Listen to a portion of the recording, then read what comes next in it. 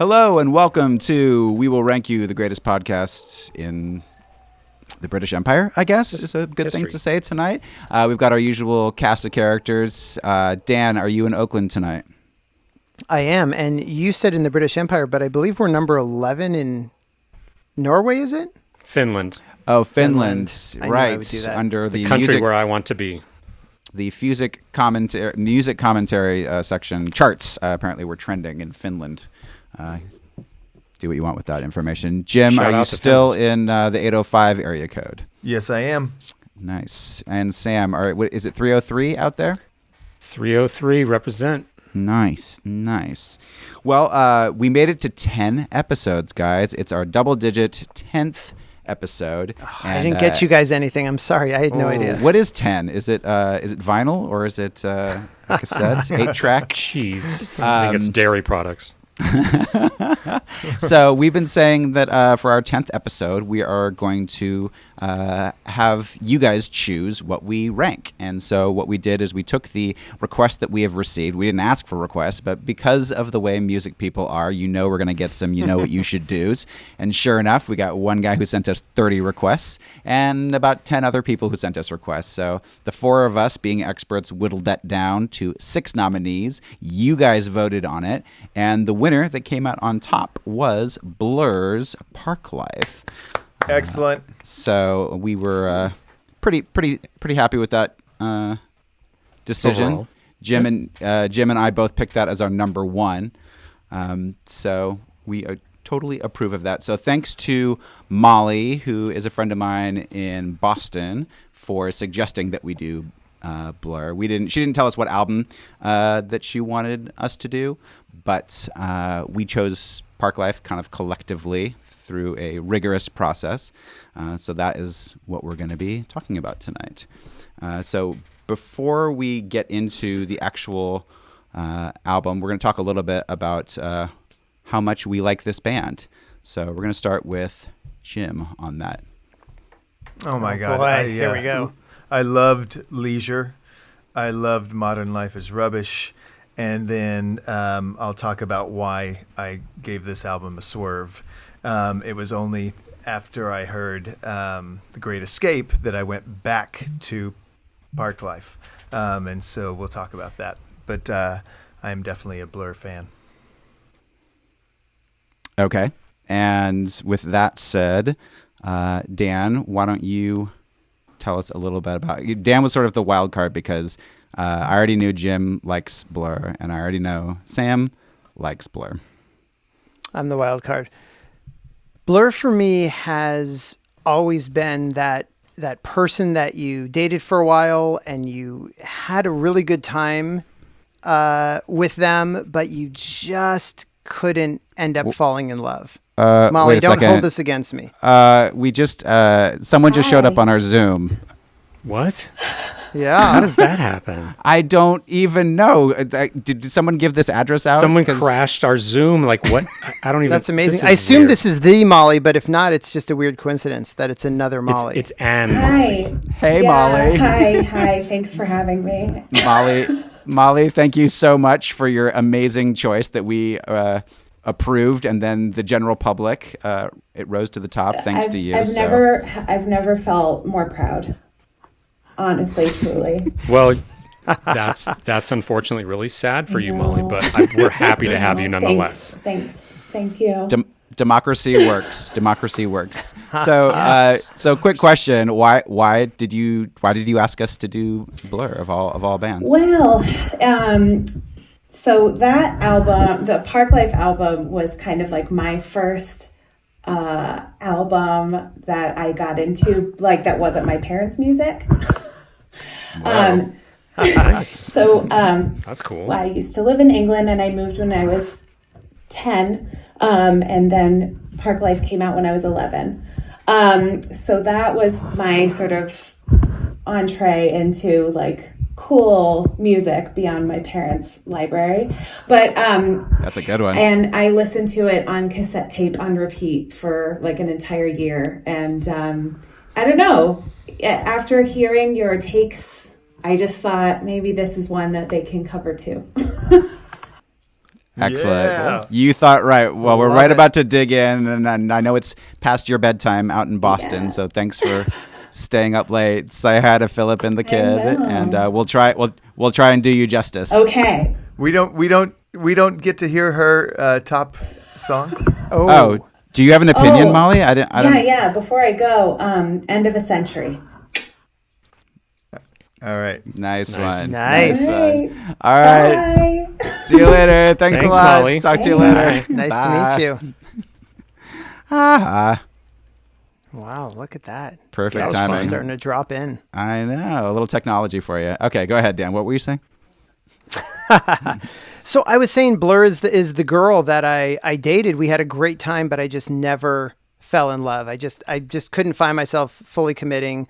I owned their self-titled album, which I think is their first, right? No. And then somehow what? No. No, it's the Keep their moving, fourth. keep but moving. go All right. ahead. See, I'm not the one with the no, sorry, not that one. I what's the one of the woman with the swim cap? What's that Leisure. one? That's That the is first the time. first That's one. what I Oh, do. that's Leisure. Okay, so Leisure. good thing I didn't bill myself as a Blur fan. I owned that, and I thought did you were own an the expert. self-titled. And then I somewhere along the way I picked up the greatest hits, which I don't think I listened to as much as I should have. So excitingly enough, this was my first time really tackling Parklife. So thanks for giving me a 16-track album to Cheers. learn quickly. That was a little brutal. I'm tired from the last few weeks. And I will let you know how my relationship with Blur has evolved when we get into the countdown. Nice. All right, Sam. I mean, I knew of the band. I was working in college radio, so I knew the band from There's No Other Way. It was definitely kind of that Manchester sort of sound, that kind of like swirly psychedelic sort of thing. And they played the open air theater, or no, the back door. I think they played the back door, and a friend of mine was working there and got me a signed poster, which I forgot to dig out, but he had them all sign it and whatever, and gave it to me. I'm like, oh, this is really cool, but I didn't really know them. I mostly got into them with Parklife, and then a little bit after, but kind of like Dan, never like one of my favorite bands. It was, like Oasis and Blur, and for some reason I just kind of tipped on the Oasis side. So You chose wrong. I was wondering how long into this podcast it would be before we talked about Oasis versus Oh, Blur. I'm let's sure we're not. going to have to get there. Please, no. Well, this is I'm very happy with this vote because I would say that this is my favorite band that we've covered so far. And I was curious if maybe I've seen them more than any of us have seen any band that we've covered, which is why I messaged Dan and Sam on the side to see how many times they had seen Depeche Mode and The Cure. It sounds like Dan maybe as high as 7 or 8 for Depeche Mode.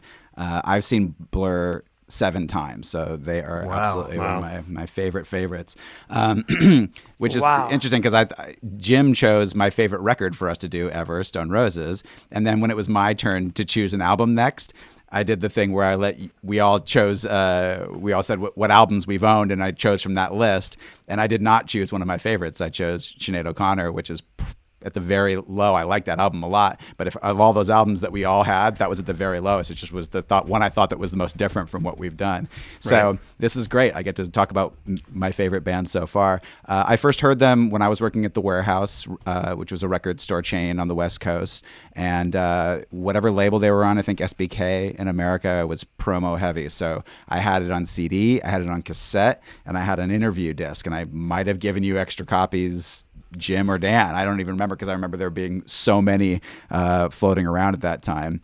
Jim and I saw them, not their first time through America, but their second time when their label said, nope, you have to go out one more time before you release another record. So they were bored of those songs, and they were kind of bored in general, but it was still a very, very fun show. Sam and I used to write for a magazine in San Diego called 360, and I interviewed Damon over the phone for that. And then I was going to school in LA, and he said, you gotta come and see us in LA tonight, even though I was in San Diego for something. It was like a Thanksgiving weekend or something.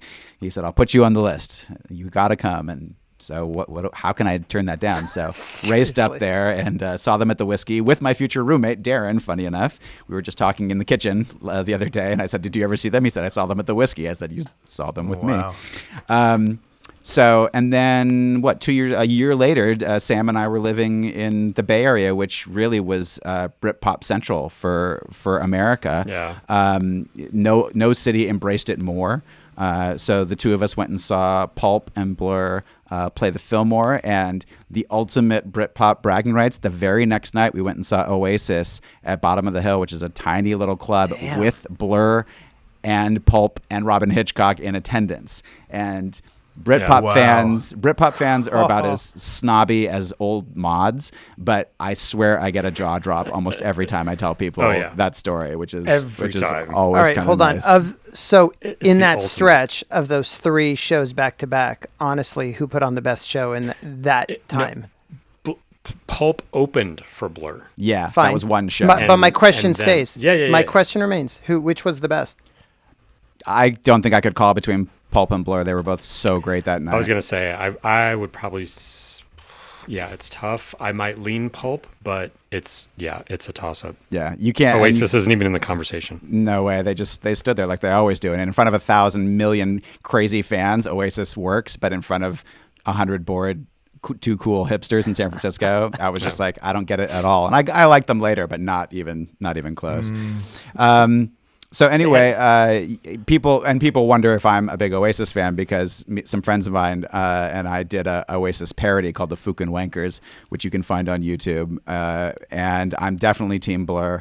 In fact, we had a little video that we put together, the one that's on YouTube, and I saw Bluh around that time. And I got to hand VHS copies to Damon and Alex. And when I told them the name of the band, Damon's grin was like the best. They made the whole thing worth it. Like having the band made it worth it. Just they had to go, we do this thing called the Fucking Wakers. He said, really? And he kind of looked at it and just grinned and walked away. And then when I handed it to Alex, he said, oh, I heard about it, which was so great. So that's my fandom. Before we get into it, Sam's going to tell us a little bit about the album, Parklife. The factuals of Parklife. It's their 3rd album, released at the end of April 1994, just a few weeks after Kurt died, just a few months before the debut Oasis album. I read on, it's something I hadn't heard before, reading on Genius, called Cool Britannia. We always knew it as Britpop, but this album helped usher in a resurgence of British artists around the world. The most fascinating thing I learned about it and reading about it, in 1990, a year before Bluh's debut album, I'm reading this from Wikipedia, Damon told a group of music journalists, when our 3rd album comes out, our place as the quintessential English band of the 90s will be assured. That as a simple statement of fact, I intend to write it in 1994. So just... wow. Yeah. Okay, Nostradamus. Yeah, right. Nostradamus, very nice. So that was kind of a cool thing. I wasn't able to like independently verify that that's what he said, but it's in Wikipedia. I mean, it's on Wikipedia. So sure, right? So say no more. That's what I got. All right. So tonight we're going to do the lesser traveled path that we've done on the podcast. You've heard us go from our least favorite track all the way up to our most favorite track. And we see both sides of doing it that way, or just going track by track, and with each song we discuss it. We let Molly choose, and Molly chose wrong, which is fine, but that just means that I presented to her in an extremely unbiased fashion. So at least I was willing to let her have the say so. So we're gonna go track by track, and we're gonna start with song number 1, and I don't mean. That's sort of a Bluh reference, but we're going to start with Jim, who's going to tell us about Boys and Girls. So Molly got it right. Track by track's the way to go. Yep, that's what I meant to say. Girls and boys. Guys, this is the song that made me go, oh, God, Bluh has lost it. I am absolutely out. I do not need to listen to Parklife. I'm going to give it a swerve. And it was only after the next album comes out that I go, wait a minute, I might be missing something here. And I went back, and I think Parklife is my favorite album of Bluh's. So it was an absolute joy to listen to this whole thing. Girls and Boys is number 11. It's number 11 out of 16 because it absolutely. There's a reason why I gave the album a swerve after hearing this one. I just don't like it. I don't like it. And there's great little parts. 1, 2, 3, 4, 5 fingers is amazing. Fist pump. But other than that, I'd rather talk about the other songs. So over to you, Dan. Let's fight. Girls and Boys is the one song on Parklife that I knew and loved the whole time that I hadn't listened to Parklife. I'm like, now that is a track. Girls and Boys I have ranked number 2 on the album. It jams. It is so much fun. It's like a dance floor jam, which is not typical Blur. So I can see why, Jim, you kind of went, uh-oh, because it's definitely not what at least I was associating with Blur up until then. But just the way it builds, right? You have the synth, the and then the laser pew-pews come in, and then that bass line, like the bass line is like travels all over the place, right? Amazing super fun. bass. You've got that guitar run down the neck that sounds like the airplane taking a so fun, let alone the chorus of this song, which was so far ahead of its time, right? Yeah. I didn't pull up the lyrics, but just the whole moment we're in now in terms of what is gender even, and what is attraction and all of that. Yeah, like, true. my God, they were decades ahead of time, but they turned it into a party jam, and it's just a blast. I continue to absolutely love this song. Dan, so the first album, Leisure, is all about dance floor hits. I mean, it is the one album that my girlfriend, now my wife, that we would love dancing to that. So that I get, Blur is danceable to me. Just That's not this fair. song. I haven't listened to it in Just a while. not this I feel song. like this is heavier on the disco spectrum. And to be fair, I didn't go back and listen to Leisure, but this is and like that's- lower the disco ball. Exactly. This song is And I totally was out of place almost on this album, whereas almost Yeah. all of Leisure was that kind of dance. Yeah, exactly. Sam. I have Girls and Boys at 11, like Great Jim. minds. Of course. And so, I mean, it's just a fun tune about sex on holiday. I always thought it was about sex with anyone, like just a sex song, like kind of what Dan was saying. Like, it wasn't, like girls. It wasn't about guys having sex with girls and girls having sex with other guys. It was just like whoever, like whatever. But I never loved it, I don't think. And now it kind of seems annoying. And so I've got a little bomb every episode. My bomb for this one is I liked it better when it was done by the Killers a decade later and called it Somebody Told Me. The bass is great though. Like Dan was saying, like the bass is amazing. You can't deny that. But it's a good album opener. It kind of pulls you in.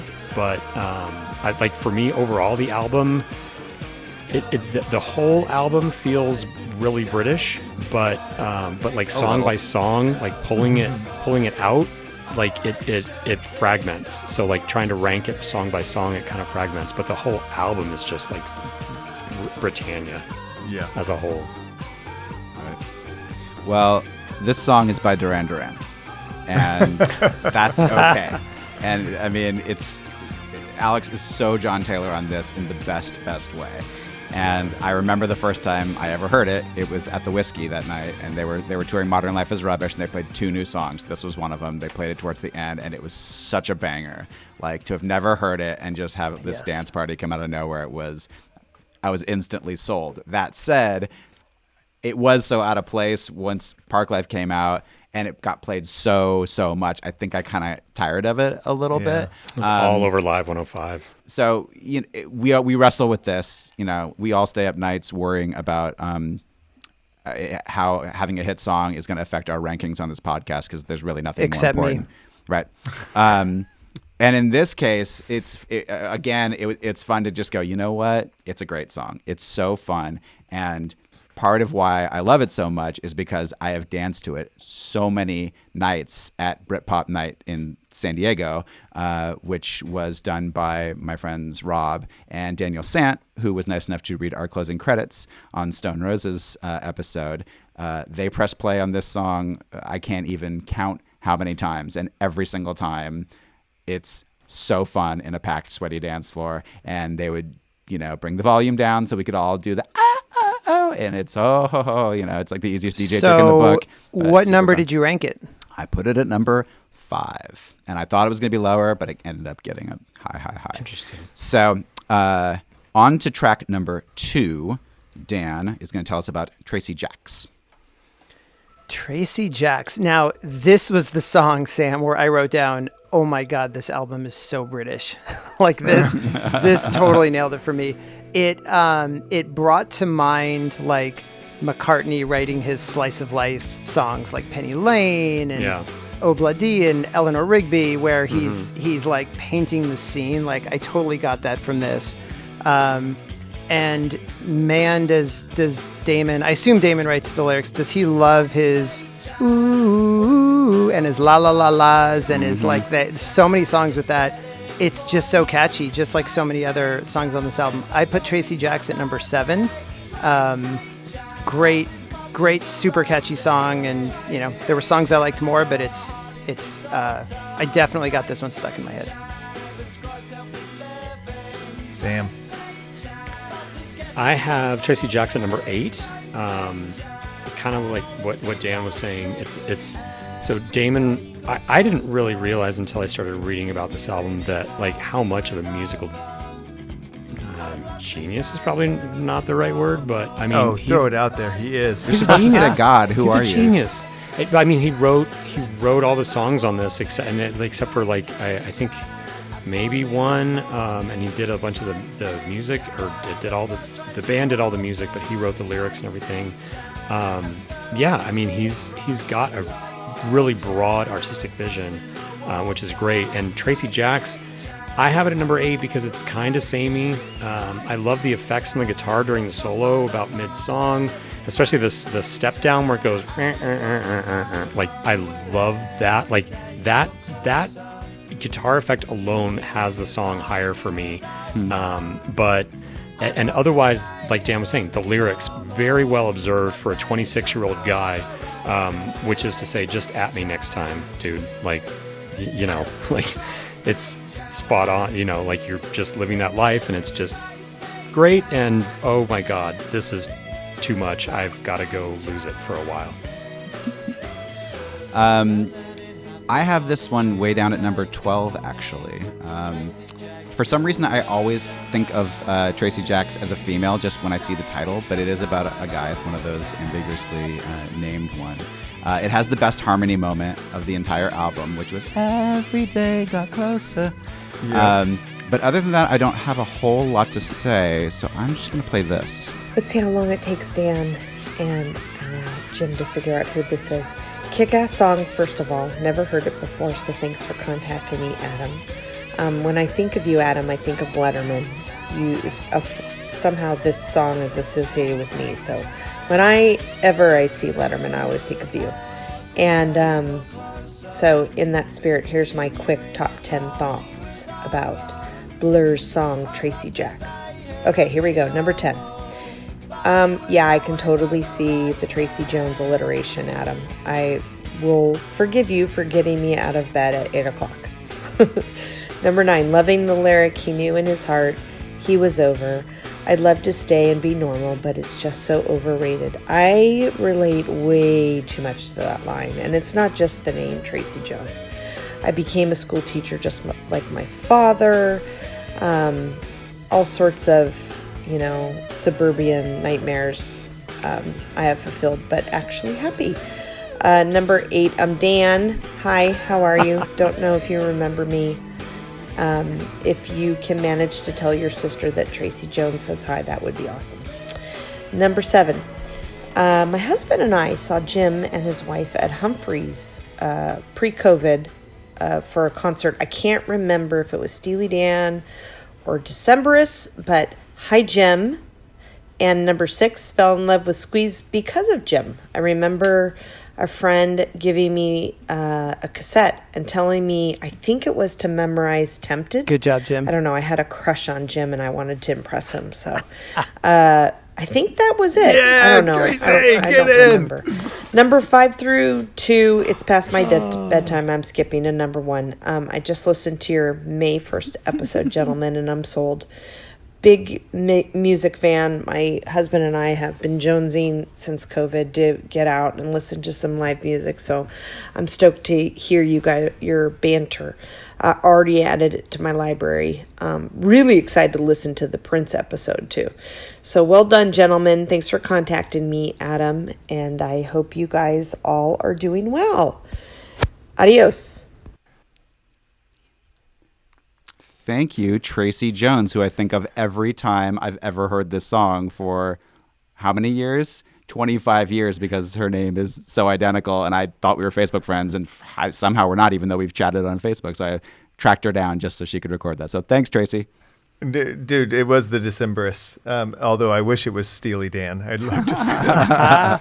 Nice. All right. So that said, Jim, what do you think about Tracy Jones and/or Jax?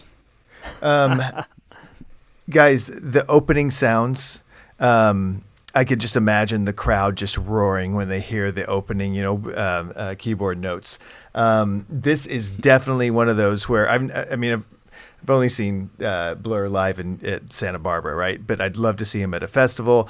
And I don't watch a lot of live concert footage, but I picture the crowd just bouncing up and down to this one, dun dun, Yeah, and totally. and they have it right. They go vertical, not horizontal. The whole bulldoze this house down it just reminds me of Office Space, the guy with the red stapler just blowing it all up. I love everything about this song. It is totally sticks in your head. It's great. It is quintessential Bluh, and it's number 5. Nice. All right, on to End of a Century, Sam. Let's see if any of us agreed with Molly. Oh yeah. End of a Century is number 1 for me. Oh, there it is. Because and it's a really good song, and I think it's over the albums you can hear that it's the culmination of Damon's songwriting skills, but the poetry of the lyric "We kiss with dry lips when we say goodnight." It's like that sneering or that resignation that the passion of youth has become the dry lips of old age, or at least middle age. That, floors me every time. It's just such a catchy song. It is a really great song to me. It's kind of like the one that's on the record before that I can't remember the name of. But it's kind of that. It's a little more grand in scope. But for tomorrow. Yeah. But it's actually not for tomorrow. I'm gonna look it up right now. So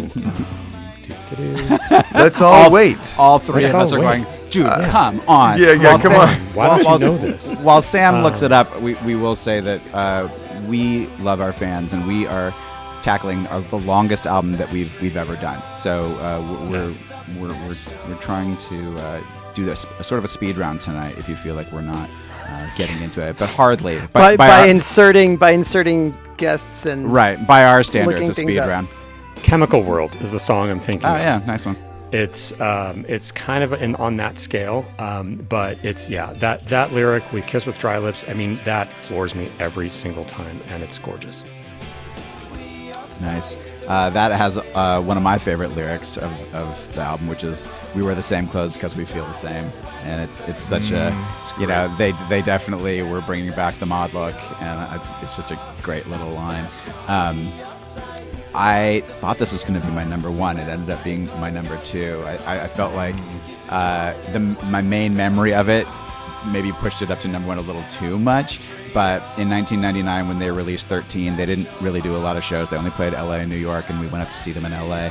And they played pretty much the entire new album, came out and did 4 hits, and that was it. And we all looked at each other and went, that kind of was not cool.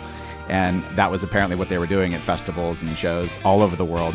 And later that year, I went to see them at Reading Festival in England. Dream come true. Finally seeing one of my favorite bands at a huge festival, hoping for that Tracy Jacks moment that you just described, Jim. Yeah. And they open with Tender.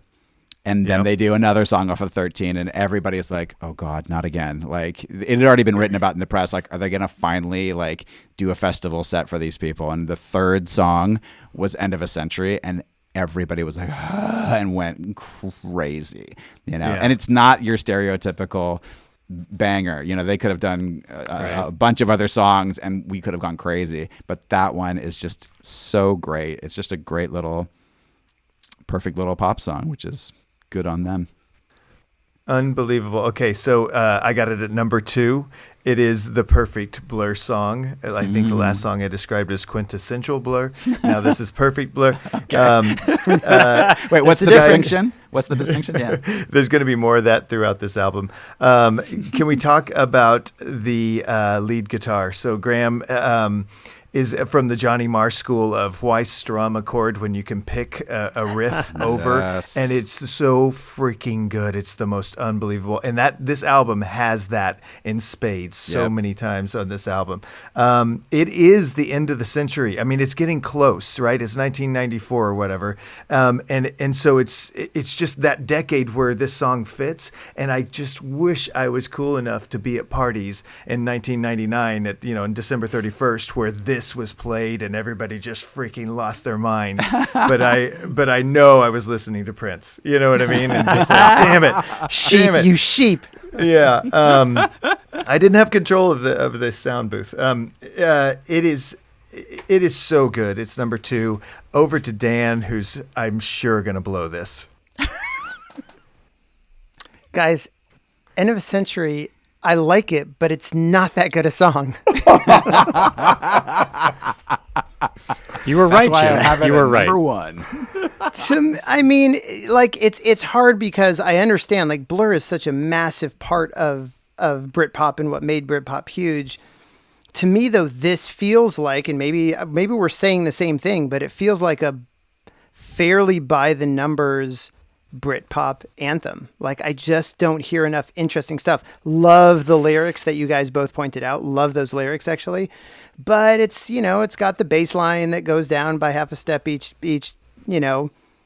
through the verse basically, and it's got the harmonies and it sounds fully Beatlesque, and I like it. It's number 9. Oh, you guys are getting a little excited. You guys are getting a little excited. Wow. Wow. Oh, I forgot that I had. Come on, Jim. How boring would this have been if I was like, well, I was debating between 2 and 1. It's number 9. I love that I was last on that one. That was perfect. That was great. Yeah. I mean, we've kind of been waiting for an episode where Dan is the contrarian, and this might be it to some that's- extent. yeah, maybe you're right. Not like you're super anti, but I don't love it. I'm feeling. Ugh. Isn't it great? You can be Simon Cowell for the night. There's one line in there, and there's a few of these throughout researching this or listening to it closely of lines I did not realize that's what he was singing after hearing it a million times. And on this one, it was, "Can you eat her? Yes, you can." I'm like, wait, Really? is that what I he never says? Never knew that one. All right. I just want to say this next track is the one that I am most curious where people put it. Like I don't know how to predict y'all. Yeah, I Parklife, I honestly had a really hard time with. I have it at number 8, and I love that it's unique enough to have this like iconic bit of spoken word mixed with a catchy chorus, but I don't really necessarily love either part. It's such an anthem, and it's one of those like it's hard, I can't believe I have to form an opinion on this song. It's just so. It's like the air. It's like I've heard it so many times and danced to it so many times. Totally. It's like it's so strange. But it's great that they got Phil Daniels to do it. If you guys don't know, he was in Quadrophenia. That's kind of his main claim to fame, and it was an obvious sort of like bringing in a British mod cultural icon. And at the time, they were kind of carrying that torch, which was kind of great to watch because you've got Damon singing Waterloo Sunset and Parklife with Ray Davies on television. They're singing Nightclub with Terry Hall from The Specials on television. And it was just, so much has been said about how British this album is and how it might be the most British album ever, which is great. One random reference that I didn't think I was going to be making again on this podcast, Dan brought up Faithfully by Journey during our Prince episode. I never thought I would have a Faithfully moment. I haven't done a lot of touring, but I was doing a month in Spain and Italy with friends' bands, and by the end I was pretty over it and missing home. And we were playing Valencia, and I was having a particularly bad night with some back pain and some infighting in the band and all this stuff. And what was happening back in America, Bluh was playing the Hollywood Bowl, and Fred Armisen got up to do Parklife with them. No and way. It is, I just watched it last night. I'm like, I don't think I've watched it since that night when I was just like almost in tears going, I would so have been there. And it was, I never wanted to watch it again because I've so missed out. It was great. It was absolutely great. So I highly recommend you all go watch it. That's awesome. Parklife, Adam, you had it at 8. I've got it at 7. It spent time in number 4 on my list, building up to this. It is so freaking good. It is so English. I love the little lines. They love a bit of it. I love that it's the dustman, not the garbage man. Totally. That's awesome. I love the best line is I thought about leaving the house. It's just God. I just love this song. And the fact that he thought about it, I just love it. Oh my God. You said you don't like either part, or you're not into that much either part. I love both parts of this song. I love the chorus. I love the spoken word. It is perfectly done, and do it again. I want more of this. So, but anyway, it's number 7 because there's 6 unbelievable songs above it, but it's just so great. Dan. Yeah, speaking of spoken word and then sung chorus, I was laughing because 2 episodes ago in our Class of 1980s episode, Class of 1980, I did this whole thing about how Life During Wartime was this totally unique song that became a huge hit. That was basically Once in a lifetime. You said Thank Life you. During Wartime. You're welcome. Right. Once in a lifetime. Yes. Thank you. Gosh, I don't know anything tonight. We'll get letters Life. if we don't. Something about life. I know. Apologies to David. Where it's basically like primarily about the lyrics, like driving it. And then this super catchy chorus comes in, and I was talking about how unique that was. And then here we are 2 albums later, and I'm like, oh, this is basically like the Britpop version of Once in a Lifetime. Yeah.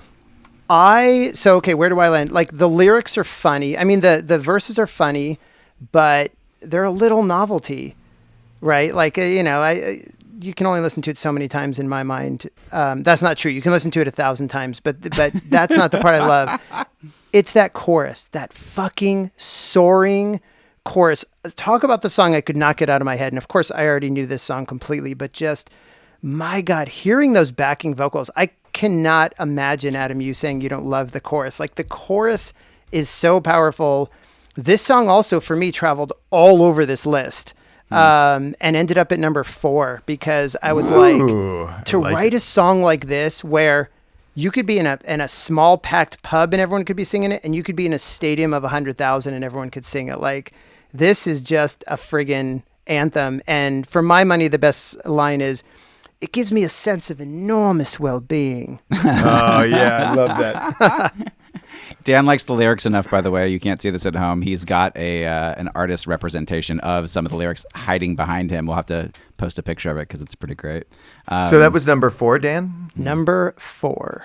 Okay, I'm just keeping track here. Hey, Adam, my son just walked in and handed me the tape that you made of me for Bluh Parklife. What is it? Show it. Put it to the camera. It's just black and white printed. Well done. And then Wow. in the inside label, it says it's nothing special. Oh, nice. Thanks, And then- Jason. but you included 2 songs at the end. I guess there was extra space on the second side. That's so Heaven, Buffalo Tom, and September Girls. Oh, nice. Nice. That cover of Heaven is good. It Who's is. doing I haven't September heard it. Girls? The Big Star, probably. Big that Star. Been, Yeah, Big Star. That might have been your introduction. Nice. Okay, Yeah. so Sam, Parklife.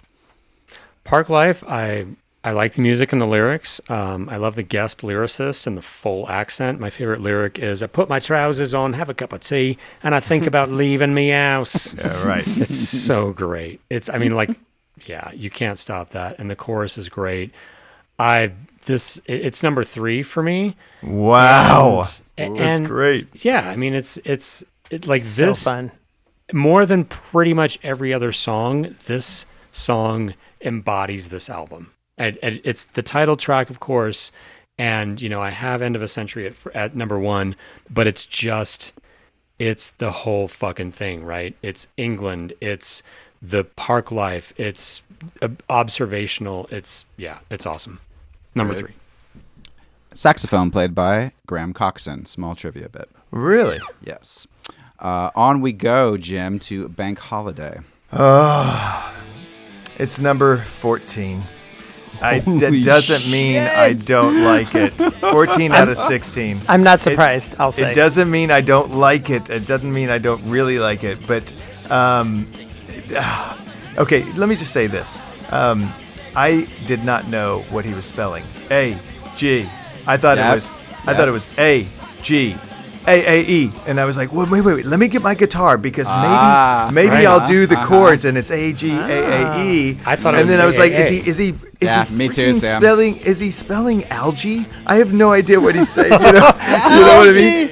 And then I looked him up right before the pod and it's A-G-A-I-N. And then I listened to the song again and it's not. There's no way there's an N in that. I cannot hear it. The very last time he says it, you can hear A-I-N. Oh God! But This is just like other than this is just like the pulling muscles from A Shell controversy. By the way, I Anyway, will never it's a banger. listen to this song again and not think of him spelling algae. Yeah, It's amazing. I thought he was just saying my initials, but that's cool too. A-G. But I seriously thought he was saying A-G-A-A-A for the entire time. Yeah. Dan. Bank Holiday I have at number 6. I want an entire album of this. I want punk rock Blur. So much friggin' fun. Again, like as Jim will say every episode, guys, I did my homework and I did 16 songs worth of homework. But the reality is when it's 16 songs and you haven't really heard it before, it takes a while to sit. So I'm curious sort of where some of these would settle. And this is one of those songs I really feel like. But all I know is I put it this high because I was like, I want a whole album of Bank Holiday. Nice. Sam. Bank Holiday's number 5 for me. Wow. And solely for the A-G, which I again, apparently it spells again, but I always thought it were the chord. And I think it was Adam. I think when Adam and I were living together, he's like, oh, he's saying the chords. He's saying A-G-A-A-A. Because that's just been in my head forever. But it almost sounds like oi, oi, oi. Yeah. Instead of, A little Jewish, a little skinhead. Yeah, little skinhead. Yeah. But it also it's got that punk feel. It's got that great guitar and keyboard freak out. I really like it. It's a number 5. I really like it too. I have it at number 3. Nice. Wow. Yeah, I agree with Dan. It's like it's so punk, and it's not like anyone ever thinks of them as a punk band, but they're doing it just as good as any, punk band from the 80s, So and great. it's so well recorded. Thank you, Stephen Street, who's famous for being swooshy and whatever, but man, it's just so gritty, and everyone is just playing tight, and it just is awesome. There is a crazy fast version that I forgot about on one of my drives. Faster than that? Yeah, they were on Jules Holland, and they're playing it so fast. It's just unbelievable, and it's totally tight, like they're to their credit.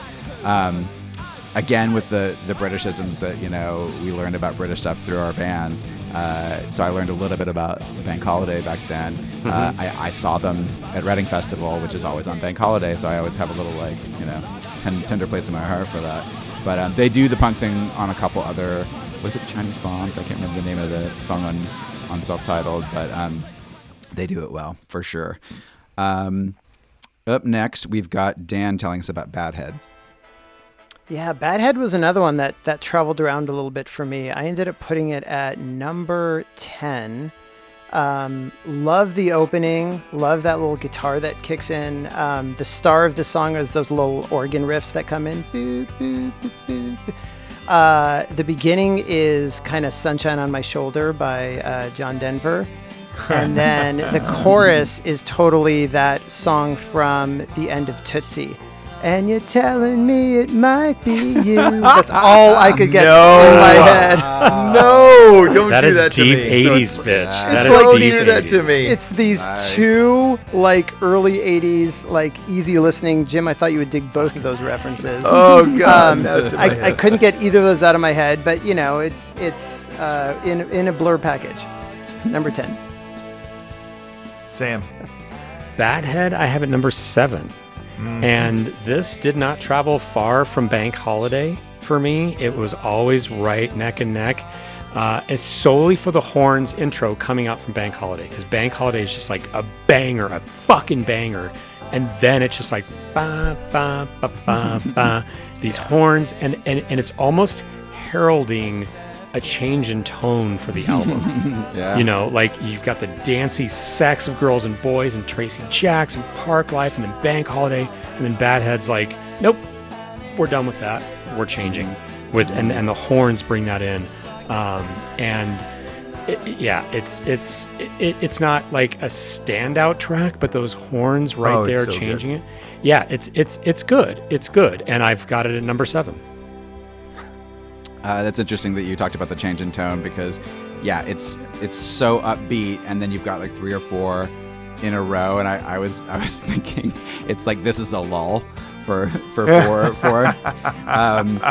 But for some reason there's a little guitar bit on this that I could not get out of my head for like 2 days. It's so simple, that do do do do do Yep. do. It is so simple, and Graham is one of my favorites, and the fact that he can play these insane picking things, and Stephen Street said something in an interview I was watching recently where he plays with his feet as much as his hands, because he's just so great at using pedals well. And he definitely comes from the Johnny Marr school of not really guitar solos but guitar breaks. There's not really like Yeah. these traditional Yeah. you know, oh, here comes the guitar solo. There's one in here, but it's also really noisy that we'll get to later. But I like it. I have it at number 7. Okay, I have it at number 8. Bad Head, after the Bank Holiday and the 6 packs of beer, and it's back to work. And then you have got the Hangover and the Bad Head in the morning. Ah, I mean, nice. it's absolutely on purpose. It's absolutely on purpose. So it is number 8, and it's great. Nice. Sam, tell us about The Debt Collector. The Debt Collector, I've got it number 15. It's a cool oompa track, dudes. Like, you know, for a band of their fame, it's a really interesting choice. Cool oompa track. Wait, did anyone not write down the word oompa? Because I did. I did. Jim? Yeah, I didn't. I didn't. Nice. Damon's like, we weren't going for that at all. It was more of like, you know, it was more of like a I don't even know. But yeah, it's don't. It's interesting choice compared to Modern Life, because the first album was all like kind of dancey tracks, right? Leisure was like that. Modern Life is rubbish. The only real detour from the rock song kind of mold was Miss America, and on Parklife they have a couple departures. This is one of them. It is what it is. I think I had it higher. I had it ranked above some other songs, and then a few other songs kind of like started jumping. The more and more and more and more I listened, they started like jumping the queue. That's a Britishism. Yeah, nice one. UKism. Anyway, and the Debt Collector kind of kept falling out, and at the end for me it was just like, okay, yeah, it's fine. I don't hate it. I don't ever like skip it, but it's number 15. Yeah, I've got it down at number 13, and I appreciate that they're doing something kind of silly, you know, and Yeah. you know, when I think about Blur versus Oasis, I think about one of us has a sense of humor and one of us kind of doesn't, even though Oasis's interviews are like the funniest things ever, but they And don't put it- intentionally funny. not even intentionally a lot of the time, but Blur has their tongue in their cheek a lot of the time. Musically, lyrically, they're clever enough to do it, and they do it well here. Did anyone catch his count in on the beginning? 1 Mississippi, 2 Mississippi, which is such an American thing. I was interested. Weird to hear that. I never noticed it before, especially since recently Brendan Benson himself wished Jim a happy birthday, and we talked about ranking his album 1 Mississippi. So I don't know if that's foreboding or not, but he loves to be ranked. Yeah, apparently. Jim. I have it at number 16, guys. Last, and let me just tell you, it's not a bad. It's not a bad track. I don't have much to say that hasn't been said. I would just say that they can do anything, and it's great. I love this band. I would love, just like I wanted to be at that hip end of the century party on December 31st, I would love to open a hip theme park where this is the merry-go-round music that plays as the carousel goes around. Nice. That's 100%. That's where I want to live, is places like that. Dan. Yeah, that's the problem with going last. You guys stole my 2 lines. I wrote great oompa music, and if I build my own merry-go-round, I'm using this. No way. And I have it at number 14. 14. Cool. Well, speaking of last place, I've got Far Out down at number 16. Oh my God, how is that possible? How many of us wrote Scooby-Doo down for this one? No, I did not. Really? I thought for sure. Yeah, that organ that comes in, that doo-doo-doo is so like, oh, they're coming up to the mansion. I thought of it every single time, right? So this is Alex's song, and I'm, it's dumb, cute fun. I wonder if it has something to do with royalties, because I know that, if you know that you're going to have a big selling album, I'm not sure how they split their songwriting. But I know like The Who used to do that. Oh, let's let, Keith Moon have a writing credit on this one, because you get 1 out of 16, 1/16 of a writing credit or whatever on an album that sells millions. You're gonna do well, and if you don't, there's like all kinds of financial resentment that can happen. I never really noticed how Syd Barrett it sounded, and until listening to this, and I was like, wow. And then 2 days later, I looked on Wikipedia for something, and I saw that someone was comparing it to Syd Barrett. So, well done, fun, short little song. Wow. I did not know that. I didn't know it was written by Alex. I didn't know about the songwriting credit stuff. That is interesting stuff. I always thought there were 3 instrumentals on this album. And I was like, wait, where's the third one? And it's the beginning of Far Out. And it's so good. It is so good. It's number 10. It's number 10. Going into space. It's catchy and you short and sweet, and you snap your fingers to it. What's the catchiest part, though? I forgot to say. What's the catchiest part? Oh, I don't know. Sun. It's like it's so hard not to sing along with that word. Yeah, it's the part after. It's the do do do do do do do do do. It's so good. Dan. First of all, 2 things. 3 pieces of housekeeping I got to take care of really quick. First of all, Tracy Jones, hi, I do remember you. Forgot to say that.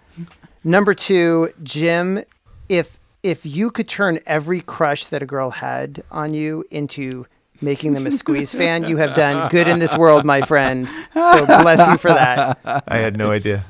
And number 3, I love how Jim, every time he says the number, he says it like that is the final answer. Like in the back of the book, I looked, it is number 10. Yeah. I have Far Out at number 13. I totally dug this song. The only reason it's that low is it's like half a thought, right? It's a minute and a half. It kind of ends mid.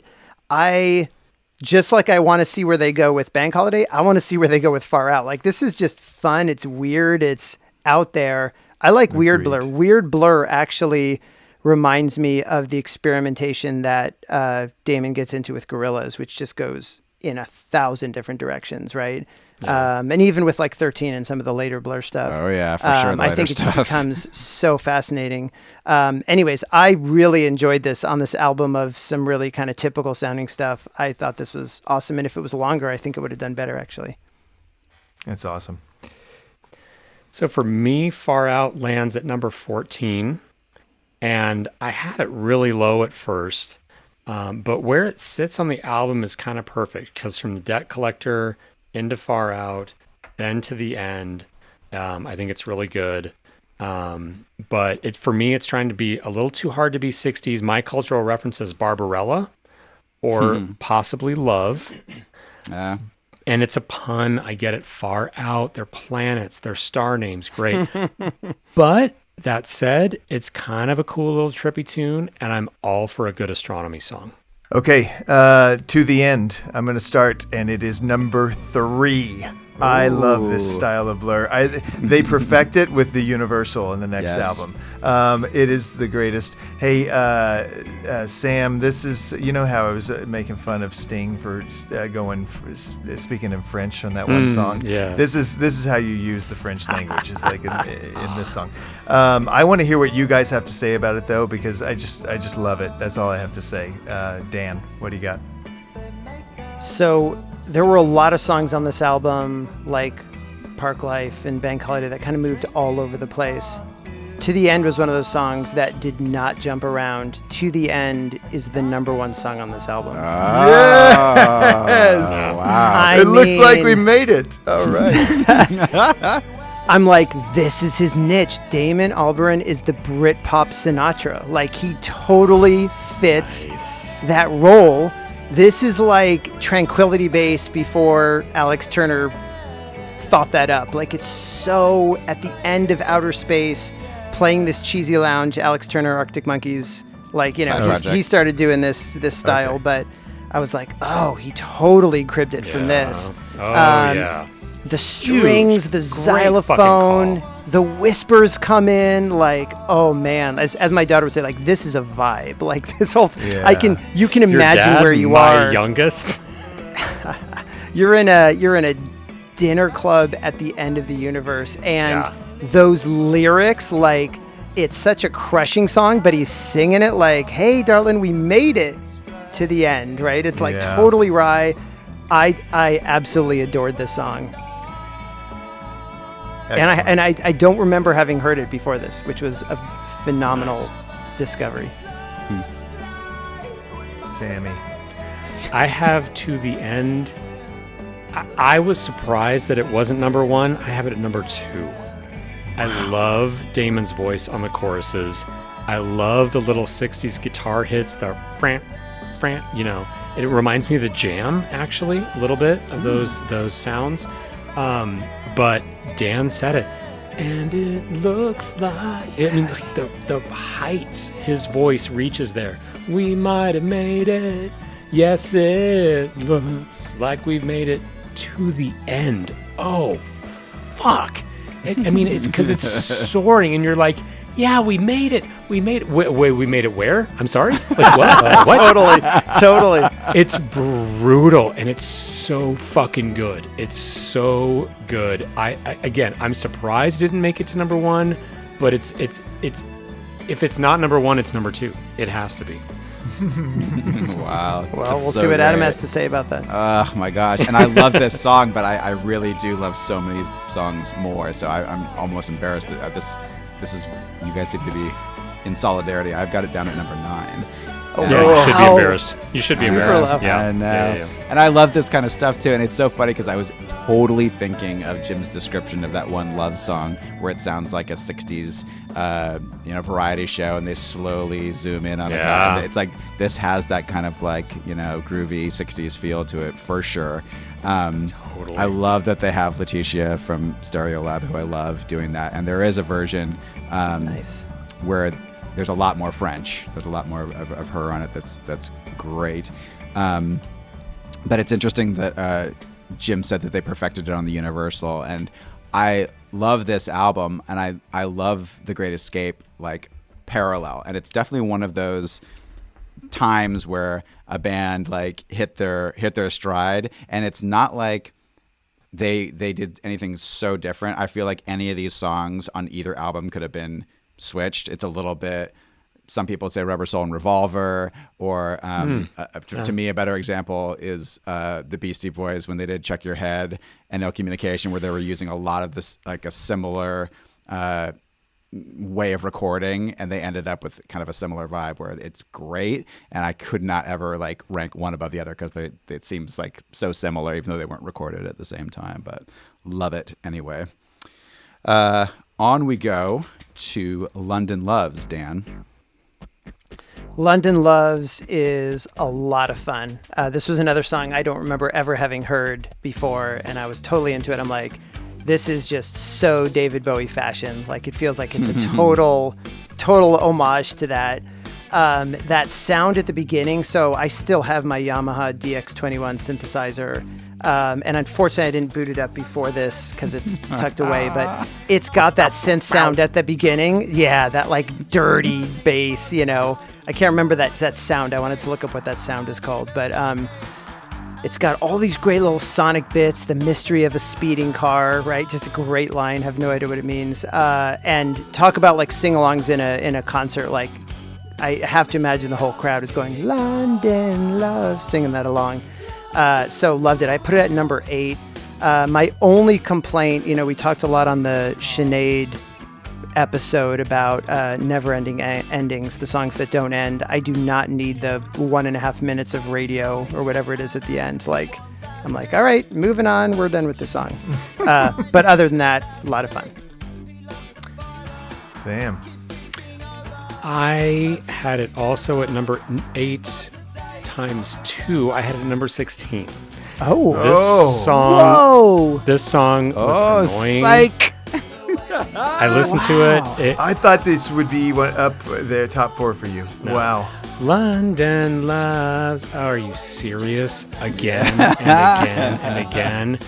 So annoying. I actually skipped it on subsequent listens. Like, I listened to the full album like 3-4 times, and then I'm like, okay, London Loves, down, boom, bottom. I don't want to hear this again. Not even Saved by the Guitar. Not even. Yeah, I'm always one that you're really wrong about.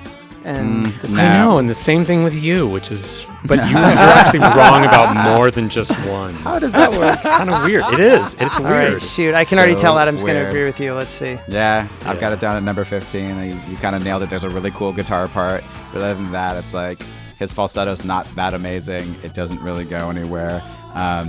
The album was almost titled London, so I thought that was kind of interesting to read. It was also soft porn at one point. They were going to put a picture of Buckingham Palace and call it soft porn, which I think is amazing. Oh my god, that would have been great. But the one kind of like tangent side memory that it kind of makes me happy is thinking about playing in London, which I've wanted to do my whole life. And we got to play a club in Camden Town called Dublin Castle on the last night that we did Stones and Roses, and it was where Madness and Blur got their start. And it's all over their website, it's all over their walls, that they have like all these great huge posters of them and pictures of them playing there. And I found a picture of them in front, and it just got me so excited to go to England. That picture of Blur in front of the place we were playing just made me so happy. Jim. Okay, so London Loves is number 9. Dan, you are more right than the rest. Appreciate that. And guys, there's this I don't want to call it call and response, but two parts of what Blur does. And here it's the guitar licks, you know, dun dun dun dun dun dun, and then a new guitar comes in, and it's just definitely distinctive. Maybe it's in the right and the left ear. I don't know. I forgot. But same way, 2 parts to Tracy, Jax, and then works in civil service. So yeah, you can see the crowd singing that. You could see the crowd singing London Loves. Yep. The way it's, you know what I mean? Mm-hmm. Good point. They do that a lot, and I like it a lot, and it's a great song, and it's number 9. There's a couple times where Damon is doing both parts. Like Bank Holiday, he's doing 2 parts. It's like he can't get enough breath to put it in, so it's like, I don't know if they pan it too, but yeah, there's a few of those where that happens. Exactly. On we go to Trouble in the Message Center, Sam. I've got it at number 9. It almost feels like a Police track off Zenyatta. Or maybe that's just maybe it's just the tone and the bass. And this one kind of, it just floated in the middle, and that's why it's number 9. It never really elevated. It never really did anything to drop. It's just kind of right there. I kind of felt the same way about it. Like, it's not. It's kind of like London Love. It's like it doesn't really have a lot going on, but it's got that energy, so I kind of elevated it above a couple other things. So I have it at number 11. We don't have a lot to say about it. You know what? I said it's number 12. It is album filler. I really think we're not doing this song justice by the way all three of us have talked about it, so maybe Dan will save it because there's not a bad song in this album. But I agree with you guys. Dan? Nah. I have it at number 12. It's energy, definitely. Like, I respect the energy. I kept looking for the hook that I was missing that I liked. They throw the 80s book at this one. I put Missing Persons meets Falco. I don't think that's right, but I was looking for something. The other thing, it totally reminds me of this song totally reminded me of Flight of the Conchords, where they just get into a genre and they do something that sounds just like it's enough of that genre. So there's that song Robots where it's like the humans are dead. That's what this reminds me of. Right. Good fun, but number 12. Nice. You were right, Jim. All right. Next up, we've got Clover over Dover. And I was kind of surprised when I saw 16 tracks. You know, I think I probably am going to get completely burnt out and think that everything is sounding too samey by the end. And not this record. I could not believe how many like cool little gems there were at the end that I had higher than all these other songs. I'm kind of shocked. So soft spot in my heart because my first dog was named Clover. But it's a great little riff and harpsichord line, and just a lot of cool little hooks. And one of the most interesting ones I thought was this kind of like shimmery keyboard that's almost like a choral effect. And I'm like, where have I heard that? Where have I heard that? And it took me a while. It is almost identical to the same keyboard sound that is in the Smiths' Oscillate Wildly, which Stephen Street also produced. Okay. I get listen that. to it. Yeah. I'll go study that. Yeah. Where's that? That's a what great part of the point. Late I in the totally album. hear that. Yeah. What part of the song? Great. It's like kind of like under that. It's like it kind of like doubles some of the keyboard parts. But in Oscillate Wildly, it goes. It's like this very. It's like it's almost like a. I don't know. I know Oscillate Wildly really well. Yeah. Listen closely to Clover Over Dover. There's a few parts where you can kind of hear that. Yeah, guys, listen closely. Come on. Go ahead. We'll wait. My bad. I'm listening right now, actually. Adam, can you tell us where you have it ranked? Oh, I have that at number 6. Number 6. Wow. Totally agree with you on all these. It's not the same. You know, every song is different, and every song. That's what made it so hard to rank. You're absolutely right. This is number 6. It was number 3 at one point on my listing, and it dropped.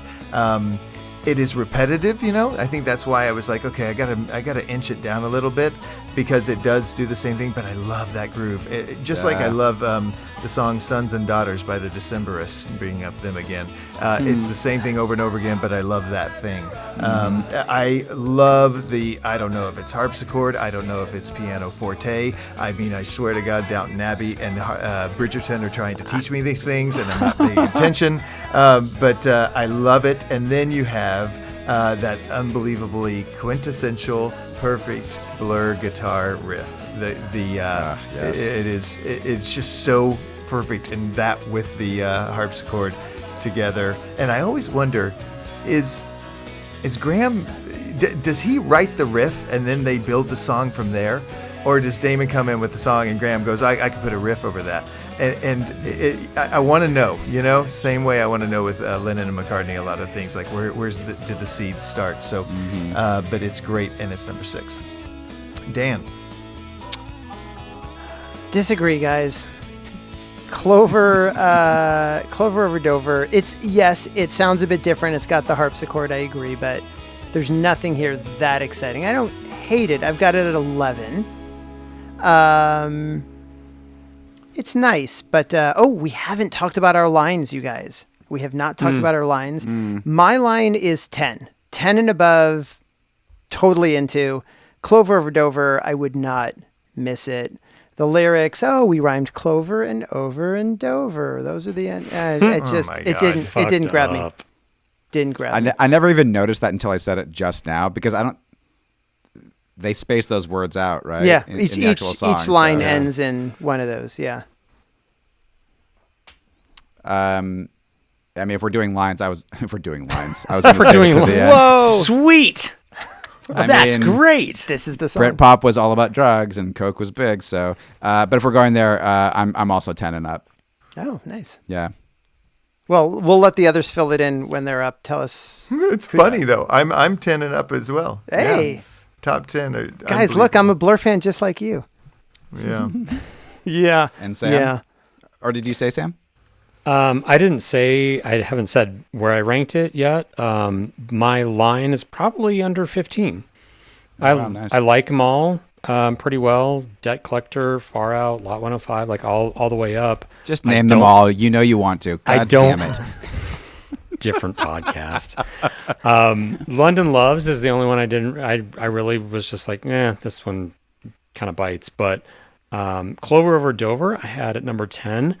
Listening to y'all talk, I might have moved it up a little bit. It might rise to the number 9 or number 8, but it's a nice tune. I like the music, the harmonies, the melody.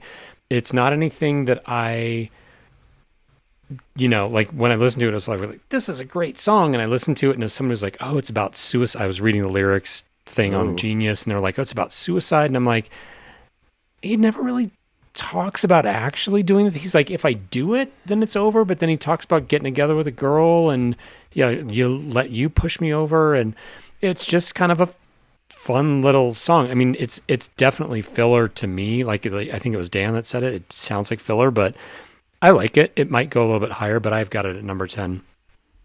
I'm glad I don't research what songs are about because Yeah, I don't want that. In my I need to head. stop doing it. Totally. I Never really thought do. about that. I think I'm going to go with the next track, Adam. Right, and it is Magic America, which is number 4. I love this fucking tune. I love it. It's the one that I always have in my head, humming along. Every little lick, every trick, everything that they put on in the studio works for me. I love Damon and his la la la la's. Found love on Channel 44. Everything that happens in this song is great. I can't wait to hear what you guys have to say about it because I don't have much to expand on. But number 4 is definitely the right spot for me. Is that me? Dan. I just want to point out that Dan, one of Dan's signature moves is this pregnant pause, and Sam has totally co-opted it this episode. Jim has had to prompt him almost every time, and I love that. Trending because it's going all over the place. I don't know what order we're in. I'm waiting for y'all to tell me. I'm in the vibe. I'm with you, Sam. Like I actually don't think I'm doing the dramatic pause tonight. I'm actually trying to do better about that, but I just don't know when it's my turn. I'm just It's the same order all night. It has not It's- been. It absolutely has not been. Jim, I'm just You're going with after the Dan flow. every time, I'm going Sam. with the It's flow. Cinco de No. Mayo, and some of us Yes. are drinking Yes. margaritas. Yeah, I wonder that's who. fair. All right, go ahead, Dan. Jim, you say you can't wait to hear what I have to say, but I think you will be able to wait. I have Magic America at 16. Oh, Guys, this is to me the essence of filler on a 16-song album. It's not a terrible song. I will admit I'm being a little bit harsh because I need to teach the boys a lesson. This song is straight down the middle, just Blur. It's there's a few little touches, but nothing to me about this song is interesting. What I'll say about all the other songs, there's something that catches me. There's something interesting. There's something weird. This one to me sounds like what album? What's the name of that again? It just. I didn't like the lyrics. I didn't like the melody. I can live without Magic America. Sorry about that, Jim. Sam, could you fix that? It's number 12 for me. I dig it pretty well. I've got it below Girls and Boys, so like that's kind of an interesting, so to speak, place. Sure.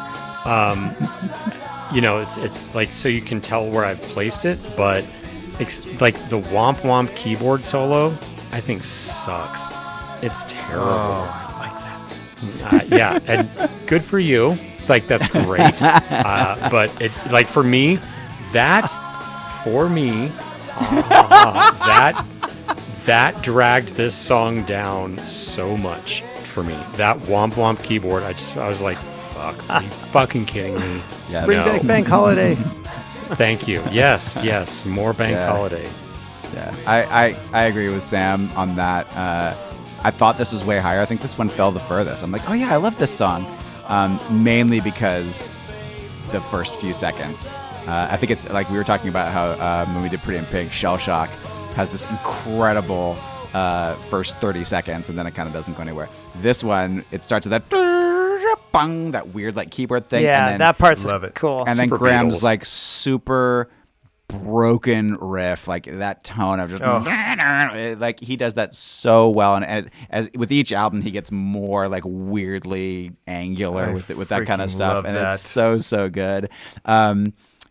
Speaking of patented pregnant pauses, there's one in here, and that is a super Blur move. They have a lot of songs where they do these like jun jun jun jun ba ba, and then they all come in. Yeah. There's a lot of songs where they do that, and it works. It like every time I'm like, yep, you can just totally see a crowd freaking out on that and just like screaming along when they come back in. It's an okay lyric, not quite as good as Look Inside America, which they did a couple albums later where they're kind of taking a look at what it's like to tour in America and talking about getting it out on K-Rock and things like that. This one's not quite as interesting. Another character study, as we say, they got compared to the Kinks a lot, specifically Village Green. These albums are both great and very British. That's probably part of the reason why. Dan, tell us about Jubilee, please. Wait. Tell us where you ranked that. Oh, I'm sorry. Yeah. That was number 10. So Yep. Okay. number 10. All right, so to me, that's a lull right there. 10 through 13, London Loves Through Magic America is a bit of a lull. And then we hit Jubilee, and I'm like, that's a fucking song. Yeah. Jubilee, I ended up at number 5. I'm already mad at myself. I think it's too low. I had this as high as number 2. I love this song. This is another flavor of Blur. It kind of reminds me of like MOR on their self-titled one. I love just rock and roll, like Damon with all that swagger. It kind of has like that Suffragette City energy. I definitely heard some Bowie stuff just on the album in general.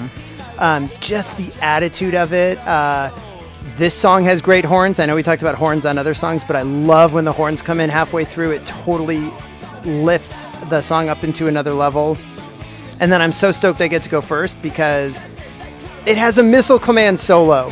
This has to be the greatest video game solo in the history of music. Like, it fits perfectly. He talks about playing their video games, and it comes in, and like, it's been a long time since I've played Missile Command, but I don't believe those two sounds follow just in that exact order. Like, I think they edited it to hit the beat. Like, they literally, it's a solo. Like, they turn those sound effects into a solo. Anyways, this song to me, so much fun. Just this really exuberant energy. This is a flavor of Blur that I totally love. And Parklife versus Jubilee was probably the thing I was, up until the minute we hit record, I was still debating the order of those two. I have Jubilee at number 6. You mentioned the video game solo. The first one I remember is probably the Mattel football in Logical Song. Do you know Nice. that Oh, one? right. I I saw will that have to recently, go but listen to that. never looked into it. Pleep, pleep, like that thing. So that's funny. But I didn't remember that this was Missile Command, but I mean, but I definitely hear I'm it not now you mention it. positive. I think so, though. I Oh my looked it God! up You were and saying couldn't like find it. like it was fact. No. I looked it up. I don't look could not anything find up. it. Yeah, I was gonna look it up later. There was a machine or whatever, like a little handheld device that had 4 buttons on it, and you could make these sounds. I kinda And remember I think he those. had one at, like live at the interesting. Budokan. I think he has one in his hand, and he's just like holding the microphone to it. Oh, and he plays my on his God. computer games. That All is right. so Well, it funny. reminds me of that. Before we get the letters again, to your point, Adam. So Jubilee is, to me, it sounds like Old Cheap Trick or Supergrass, but Supergrass came after this, so maybe Supergrass sounds like this. but I've got it at number 6. It's just a good basher. Love it. 6. Nice. Good basher. Yeah, we were talking earlier, and Charlotte suggested that I get that computer sound. So if anyone's going on too long on this episode, where we're trying to keep it short, that would be our sound to make them like sorry. That's hilarious. It's like so the gong. How do we use that for you? You won't even hear me. It's just that. Okay. So I never noticed the Bowie thing, but yeah, somewhere I saw that in looking around the other night, and I was like, oh my gosh, how did I miss that? It's definitely got that deep sax that's very like glam Bowie. Oh yeah. Definitely another That's What They're Saying lyrics that I thought I thought for sure they were saying, hey, Jesse, take a something. I don't know what it was. Hey, Jesse, take a wreck. He dresses incorrectly is what he's saying in that part. I was like, no way. And yeah, it's Dan was noting the horns. Horns and hard rock is not usually a combo you hear a lot. The one band that I would immediately think of is Rocket from the Crypt, which this doesn't sound anything like, but it definitely, but maybe it does in with some that parts. horn. It does, yeah. Right. Oh God, what's the guy who played the Super Bowl? Oh shoot, I'm blanking. The newer soul guy who played the Super Bowl a couple years ago. Super Bruno famous. Mars. Bruno Mars, Thank you. Yeah, he had a song that was really rocking and had horns. And I remember posting on Facebook, I'm like, is that the closest we're ever going to hear to having Rocket play the Super Bowl? And everybody in San Diego, all my friends were like, yes, it totally sounded like Rocket, and it really worked for him. So a little bit on that one. What you got at Jim? Oh my God! What do you number have it four? at? Number 4. Adam's got his new. I'm not going until you go. I get really distracted when I talk about Rocket. Sorry. All right, I will have everybody remember that Dan put "End of a Century" at number 9, which was absolutely against the grain of the rest of us three. Before I tell you that your 5, 6, and 4 are incorrect. Jubilee is it's a great song. It's 13 though. It is not my favorite style of Blur. We're going to get to my favorite style. And I think that, Dan, to your credit, you love To the End and you love Jubilee. I think you're a Blur fan. I think you should I like 10 songs on the album. I clearly am now. Mm-hmm. Anyway, it's number 13. All right. Sam, what do you think of the song This Is a Low by Blur? This Is a Low is not a low. It's a high. It's number 4. It sounds a little like Radiohead, or again, Radiohead ended up sounding a little like this. This song's probably fucking great on drugs. I don't quite understand why it wasn't the album ender. I dig Lot 105. Like, it's a cool song, but come on. Like, amen. I'll just say that right now. You have this on every album. Me. I was thinking Sam is going to just have a field day with this. Why doesn't this end the album? 1,000%. You're totally right. And like totally Lot 105 is like the Weedy Burton of Parklife. If you know The Cure's first album, you know what the Weedy Burton is. That's what Lot 105 is. I like it, but it's not like, it shouldn't be the album ender. But This Is a Low is really cool. It's super druggy. It's super like floaty. I love it. It's number 4. When Jim initially said there's a clear number 1, I thought for sure that this is what he meant, and I thought, yeah, it's probably that for me too, but I bet once I listen to everything else, I'm going to put something else higher. Like, I forgot how much I really love this song, or this song I didn't realize I love this much. Something else is going to be number 1. And I had End of a Century at number 1. Like I said, like that moment of the crowd freaking out at Reading it's so forever in my heart. I'm like, it's got to be number 1. I don't care what anything is. But the more I listen to This Is a Low, and it does go on a little bit too long, maybe, and I don't like the last note a little bit. But God, that's picking nits. Like, I'm sorry, it's such a great song. That is my number 1. It is beautiful and floaty. The bass, oh my God! It kind of reminds me. There's a early B-side of theirs called Inertia that I think was on There's No Other Way, which I'll have to send to you guys because it's beautiful. it was the first song, kind of like Elizabeth My Dear was the first song that John Squire and Ian Brown did after a long time apart. This was the first song that Graham and Damon played as a duo at the Brit Awards in 2009 after not having been on stage together for 9 years or so. Wow. But as much as I love my memory of seeing End of a Century at Reading, one of my favorite memories is being at the Fillmore, and Sam and maybe our roommate Pat went too. I'm pretty sure, I'm sure you and I went together, and for whatever reason, it thinned out after the main set, and we rushed up right up front for the very end. And Damon starts to talk about the radio signals that go out over the English Channel or something like that. And we were so close. And I mean, Dan and Jim have heard me do this, like saying I didn't realize that he could hear me. It's probably not true, but I said something like, oh, like Mexican radio? And he looks at me and goes, yeah, exactly like Mexican radio. And I'm like, I just got Damon to say Mexican radio. So where's my Stan Ridgway, residuals? Right. But I think it was the last song they played that night, and it was just so amazing. So And that's your number one. That's my number one. I love it. Nice. I love it. Dan, guess what? I go next. And Adam's correct. It's number one. This Is a Low is unbelievable. And I did not know when I started that it would be my top ranked.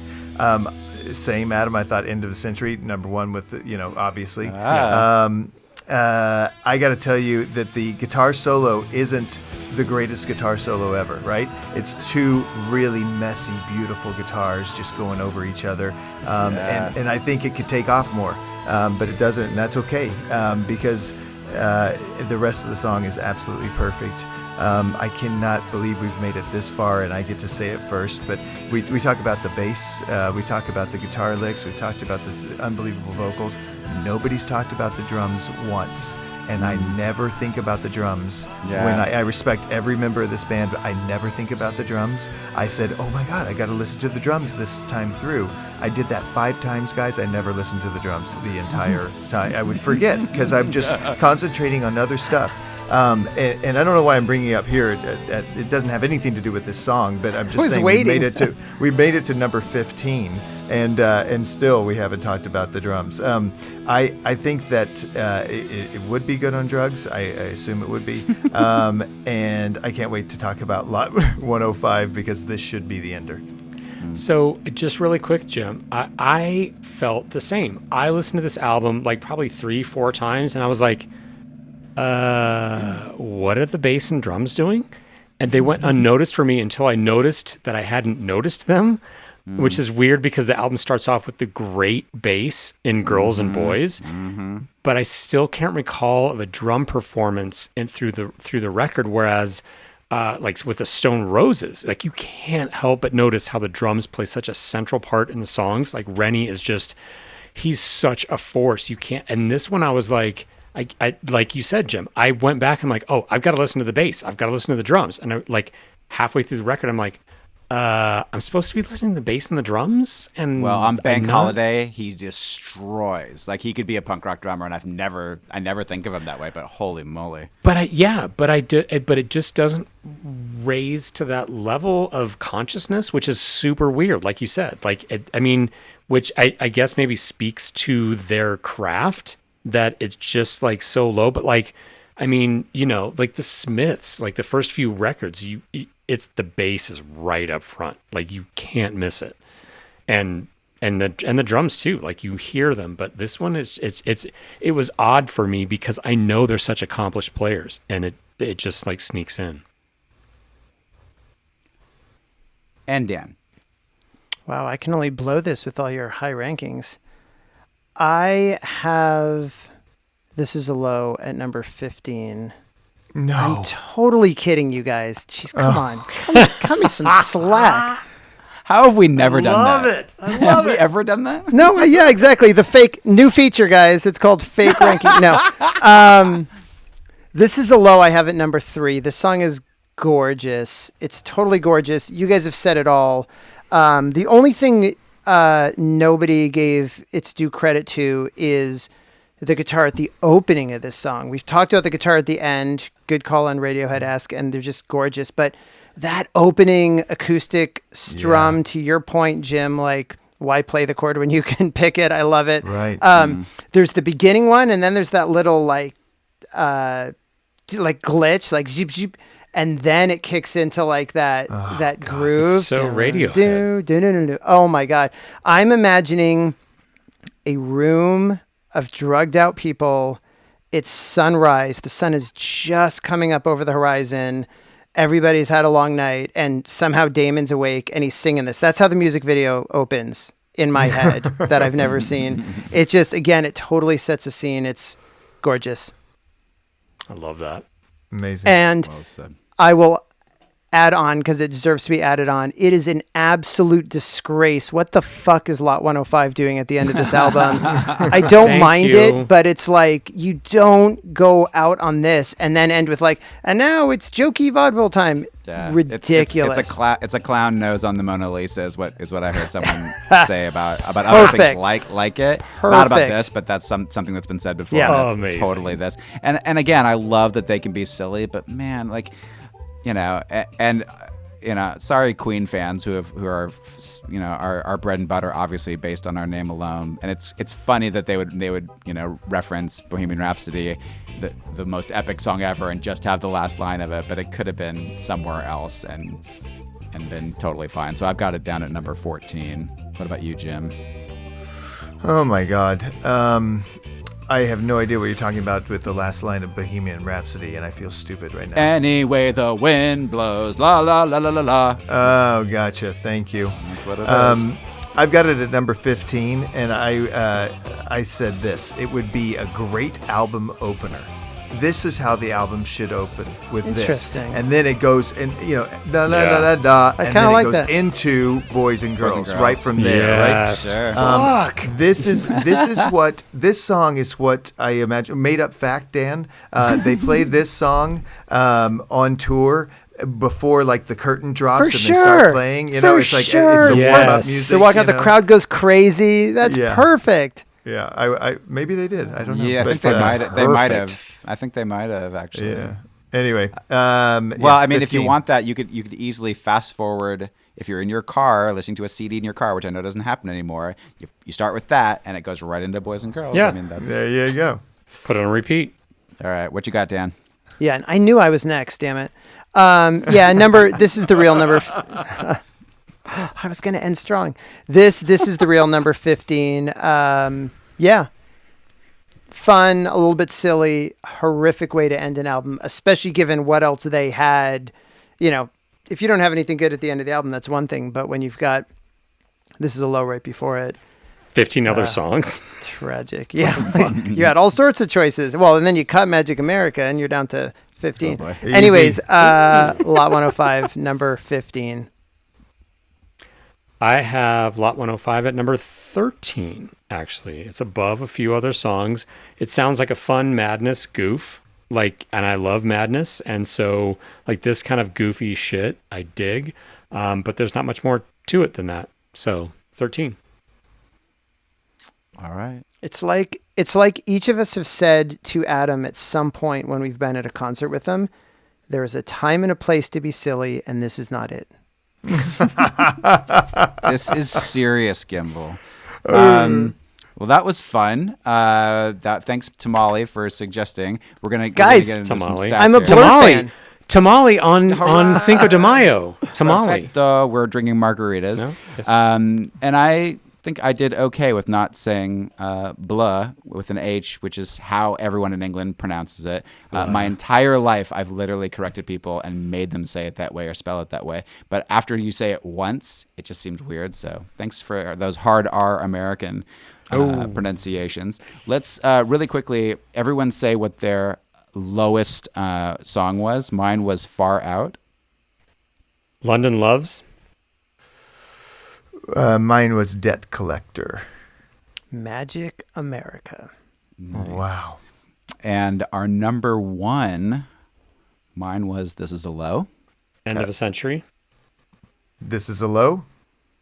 And it seems to me, it looks like we've made it to the end. Nice. So for fans of the hard rankings, that's what it was. Well, I can give you the average. The best song. Just give us the low and the high on that. I'm curious. This is a low.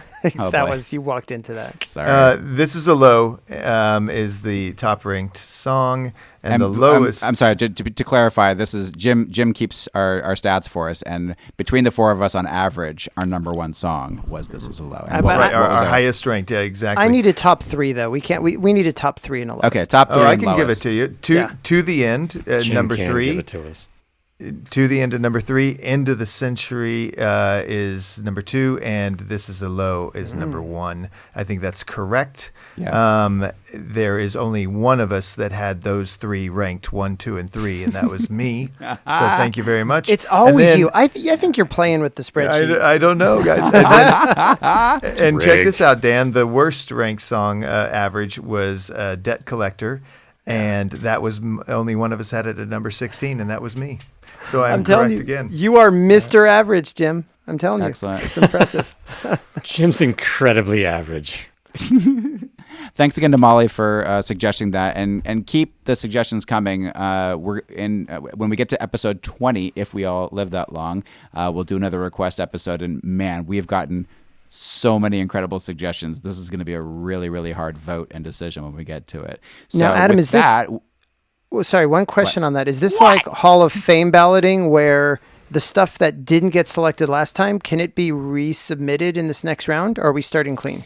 It can, but what I did was, if you check our shared Google Doc, everything that none of us chose for our top 5, I kind of put Wiped out. out to pasture. I like it. I like it. So we don't have to read through a certain person's 30 suggestions that didn't.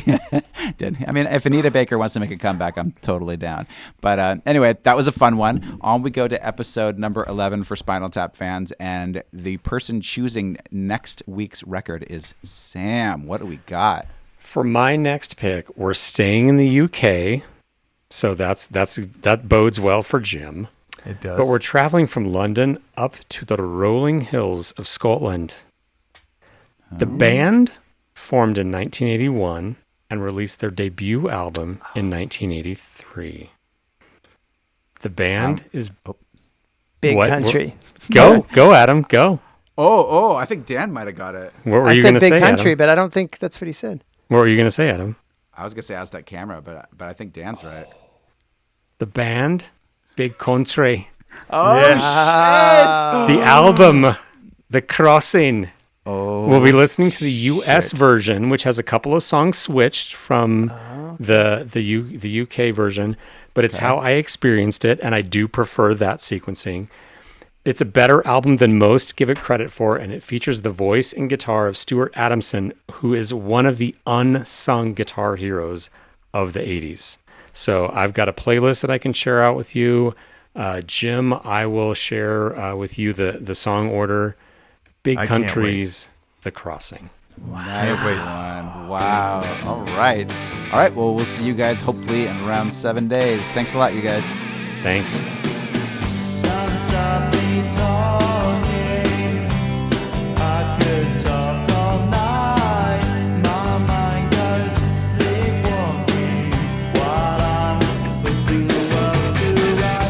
Please follow We Will Rank You at We Will Rank You Pod on Instagram, Facebook, and Twitter, and let us know how you would rank this week's tunes.